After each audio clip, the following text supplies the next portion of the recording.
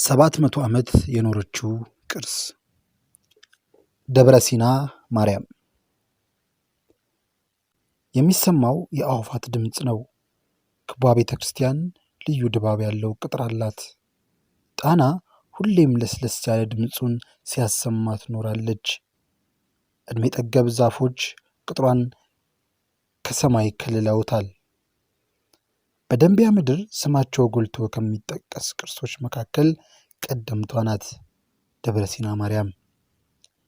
ይህ ህዳር ወር ነው። ለዚች ቀደምት ቅርስ ብዙ ትርጉም አለው። የተመሰረተችው የዛሬ 700 ዓመት ነው። እርግጥ ነው ባለፉት 700 ዓመታት የነበረንን ታሪክ ብንፈትሽ በእርስ በርስ ጦርነታችን ብዙ ቅርስ ያጣንበት ዘመን ነው። በርካታ ብዙ መገለጫዎቻችንም ወድሟል። የአባቶቻችንን ሥራ ዛሬ እንደ መስታወት የምናይበት ሀብት ጠፍቷል። በዚህ የጨለማ ዘመን ጉዞ አልፎ አልፎ ብቅ እንዳሉ መልካም ሥራዎችን ሁሉ ደብረ ሲና መኖሯና ዛሬ መድረሷን እንደ ጀብድ እናወድሰዋለን። በጣና ሐይቅ ዳርቻ በደንቢያ ምድር ጎርጎራ ተብሎ በሚጠራው ስፍራ የምትገኝ ገዳም ናት። በ1312 ዓመተ ምህረት በአፄ አምደ ጽዮን ዘመነ መንግስት የተተከለችው ደብረ ሲና ማርያም ስትነሳ የንጉሱ የጦር አዛዥ የነበረው ኤስድሮስ ዋናውን ድርሻ ይዟል። የገዳሟ ታሪክ እንደሚነግረን አስቀድሞ ስፍራዋ ለንጉሱ አንገብርም ያሉ ቤተ አይሁዶች መኖሪያ ነበረች። ለማስገበር ከሸዋ የመጣው ጦር አዝማች ደግሞ ኤስድሮስ ነው። በወቅቱ በንጉሱ ላይ ያመፀውን ቡድን የሚመሩት አትሪያፍ፣ ጎራድ፣ ጎርጎ እና ስምና ይባላሉ። በኤስድሮስ መሪነት በተካሄደው ዘመቻ ተደመሰሱና አካባቢው በአምደ ጽዮን ሰራዊት እጅ ገባ። ኤስድሮስ ሀገሩ ሸዋ ነው። አካባቢው ደግሞ ደብረ ሲና ይባል ነበር። ዛሬ ጣርማ በር ዋሻን አልፈው የሚያገኟት ደብረ ሲና ለጣና ሐይቅ ዳርቻዋ ገዳም መጠሪያ የሆነችውም በዚህ ምክንያት ነው። ደብረ ሲና ሸዋን ከጎንደር ያጋመደች የታሪክ ሸማ ናት። የደብረ ሲና ውጋግራ ከዘጌ የመጣ ነው። አመጣጡን በተመለከተ የገዳሟ ታሪክ እንደሚነግረን ለደብረ ሲና 12 ውጋግራ ቢፈለግም መግዛት የቻሉትና ለመክፈል አቅም የነበራቸው የ11 ውጋግራ ብቻ ሆነ። እናም 11ዱን ውጋግራ ገዝተው ወደ ደብረ ሲና ሲመጡ እዚያ ሲደርሱ ግን ጣና ሐይቅ ዳርቻ አንዱ ውጋግራ ራሱን እንደ ጀልባ እየተንሳፈፈ መጥቶ ቀድሞ ደርሷቸው ጠበቃቸው። ያኔ ጀመረ ይባላል። የገዳሟ ታሪክ የደብረ ሲናን ተአምር ማድረግ ሲያስረዳ የደብረ ሲና አሰራር እጅግ ውብ ነው። በሳር ክዳን ጣሪያዋና በምህንድስና ጥበብ የተዋጣላት በሚባለው ክብ ቅርጿን ስንቱን ጠቢብ አፍዘዋለች። ብዙዎች ደግሞ በግድግዳዎቿ ላይ በሰፈሩት ቅዱሳን ስዕላት አብዝተው ይደመሙባታል። የደብረ ሲና ግድግዳ ጥበብ ምንፍስናና እውቀትን በያዙ ስዕሎች ያሸበረቀ ነው። ከሁሉም ስሟ ከፍ ብሎ የሚጠራው ግብፃዊት ማርያም የምትባለው ስዕል ናት። ይህች ስዕል የቅድስት ድንግል ማርያም ስዕል ስትሆን ከግብፅ እንደመጣች ይታመናል።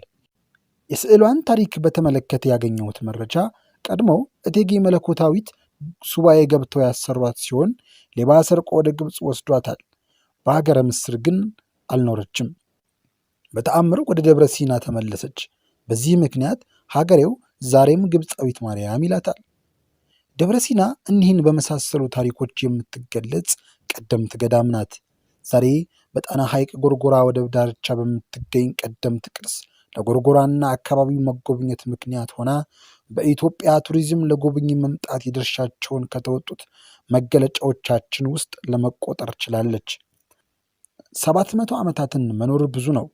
ብዙ የውድመት ምክንያቶች በየዘመናቱ ተፈጽመዋል።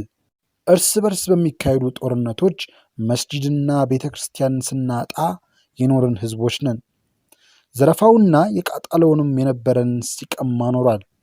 በዚህ ሁሉ ፈተና ውስጥ አልፎ የ700ኛ ዓመት የምስረታ በዓልን ማክበር ትልቅ ድል ነው። ባለድሏ ደብረ ሲና እነሆ በህዳር 700ኛ ዓመቷን አስቆጥራለች። ዛሬ 700 ዓመት የኖረችውን ቅርስ ለሚበልጥ ዘመን ጠብቆ ለማኖር ያለን ቁርጠኝነት ውስን ነው። ጣሪያዋ ግርማ ሞገሱ ሳር ነው። ሳር ለብሳ ለምትኖር ትጠቀምበት የኖረችውን የሳር መስክ ተነጥቃለች። ደብረ ሲና የቆርቆሮ ጣሪያ ደፍታ ማየቱ የሚከብድ ቢሆንም ከምንም በላይ ነባር የቅርስ ይዞታዋን የሚያጠፋ ሆኗል። የሌሊት ወፍና የጥገና ማጣት ዘመን ላስቆጠረችዋ ቅርስ የዚህ ዘመን መከራዎች ሆነዋል። ከጥገና ጋር ተያይዞ በተደጋጋሚ የተያዘላትን በጀት ባለማድረስ የፌዴራል ቅርስ ጥበቃ ባለስልጣን የፈጸማቸውን ተደጋጋሚ ስህተቶች ደብረ ሲና ባለቤቷ ማን ነው? ማን ይጠብቃት እንድንል ያስገድደናል። ደብረ ሲና የሌላው ዓለም ቅርስ ብትሆን 700ኛ ዓመት ልደት ተአምር ይሆን ነበር። የእኛ ቅርስ በመሆኗ ግን 700ኛ ልደቷን ስታከብር እንዳትፈርስ ስለ መጠበቅ የምናወራ አሳዛኞች ሆነናል። ጎንደር ዩኒቨርሲቲ የጎርጎራና አካባቢ መዳረሻዎች እንዲለሙና እንዲተዋወቁ በርካታ ስራዎችን ይሰራል። በዚህ አግባብ ከደብረ ሲና ጎን በመቆም ምስጉን ነው። ከቅርስነቷ ጋር ተያይዞ በመጠገኑና የመጠበቁን ዋነኛ ስራ ግን የፌዴራል ቅርስ ጥበቃ ባለስልጣንና የክልሉ ባህልና ቱሪዝም ቢሮ ኃላፊነት ነው። ከደብረ ሲና ጋር ያላቸውን ዝምድና ለተመለከተ ግን ልቡ በቅሬታ ይደመማል። የደብረ ሲና ገዳም በጣና ዳርቻ ያለች ቅርስ ናት።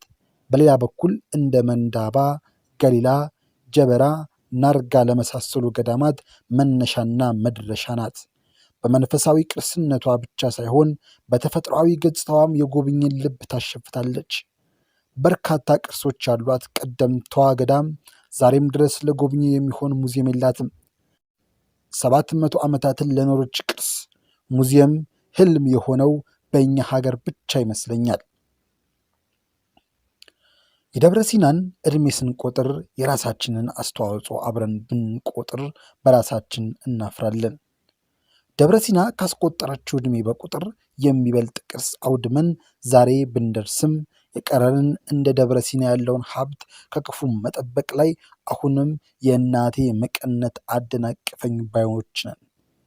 የደንቢያ ሰው እንደ እናት ሲሳሳላት የኖረችው ቅርስ የሀገር መገለጫ እንጂ የውስን አካባቢ እሴት ብቻ አይደለችም።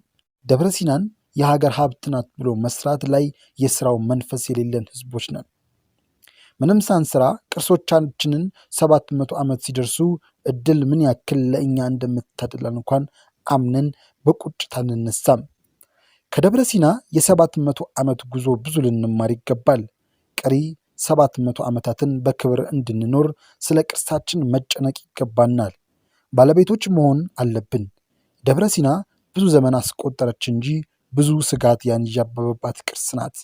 በዋጋ የማትተመነውን ቅርስ ለዋጋ ብሎ ማጣት የማይመጥን ትውልድ ሀገር የተረከበ ያህል እስኪመስለኝ ድረስ ስጋት ወድቆብኛል። ደብረ ሲና ቅርስን በመጠበቅ የተካኑ ሀገራት ሀብት ብትሆን ኖሮ 700 ዓመታትን በድል ኖራ መስረታዋን ስታከብር ድሉ የሀገር ክብሩ የህዝብ ሁሉ በሆነ ነበር። ክብር ደብረ ሲናን ጠብቀው ላኖሩ አበው ደግሞም ዛሬም ስለ ህልውናዋ ለሚጨነቁ ሀገር ወዳዶች ይሁን፣ አሚን። እንግዲህ የተከበራችሁ ተመልካቾቻችን ስለ ደብረ ሲና ማርያም ተጓዡ ጋዜጠኛ ሄኖክ ስዩም የጻፋትን እንዲህ አቅርበንላችኋል። እንግዲህ ተጓዡ ጋዜጠኛን ሄኖክ ስዩምን ከልብ እናመሰግናለን።